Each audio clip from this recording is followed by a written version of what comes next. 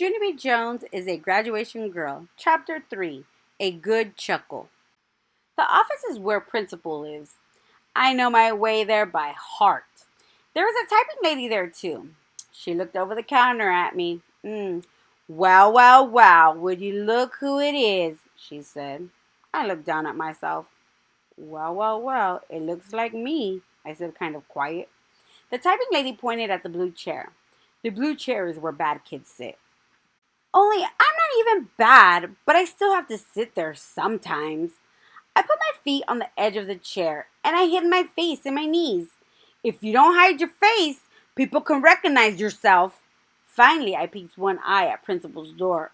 And guess what? That guy was looking right back at me. Is that you, Junie Jones, I see out there? He asked. I gasped.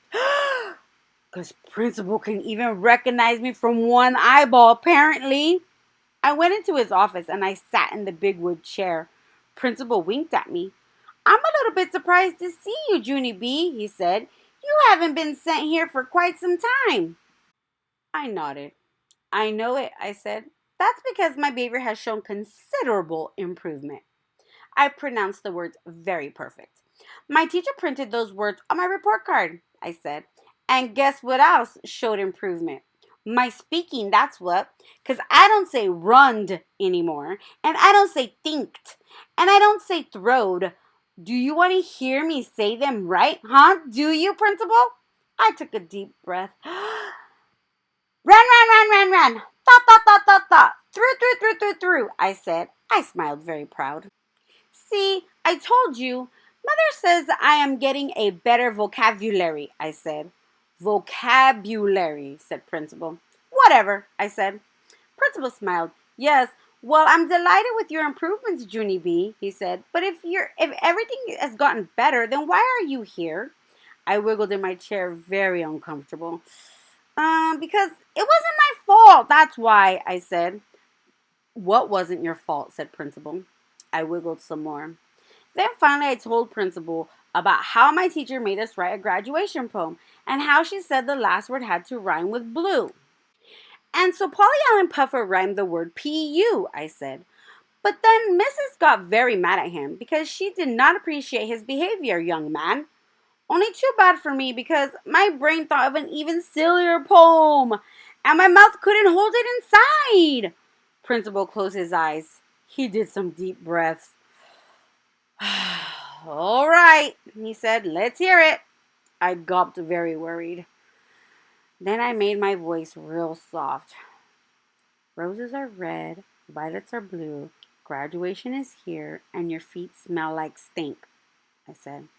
After that, Principal kept his eyes closed a real long time, and he did not say any words.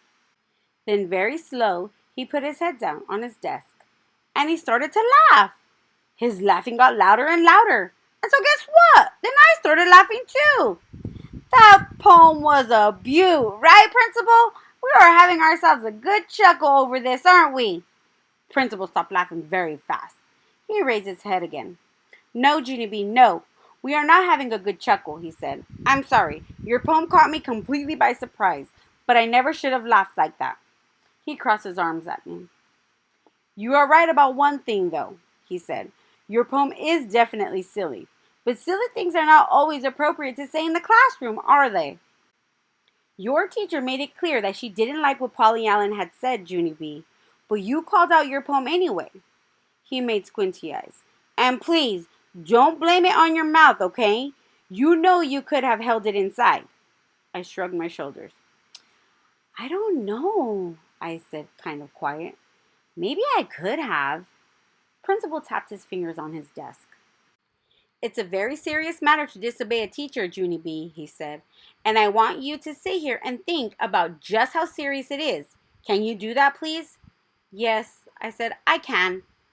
After that, I squeezed my eyes real tight, and I thought. Finally, I opened my eyes again. Good news, I said. I've said my last stink. Principal nodded his head. That is good news, he said. Then he stood up and he held my hands and he walked me into the hall. It's been an interesting year getting to know you, Junie B. Jones, he said. You're a fascinating little girl. Thank you, I said. You are fascinating too. After that, both of us waved goodbye, and I started skipping back to room 9. Then all of a sudden I stopped, and I spun around. Yeah, only we're not saying goodbye forever. Right, Principal? Right? Because next year I will get sent down here too, probably. Or else maybe you and I will see each other on the playground, right? Principal did a chuckle. Right, he said. Hooray! I said, hooray, hooray! Then I turned back around and I skipped to room 9 my fastest. Because maybe if I hurried, I could still sprinkle glitter on something.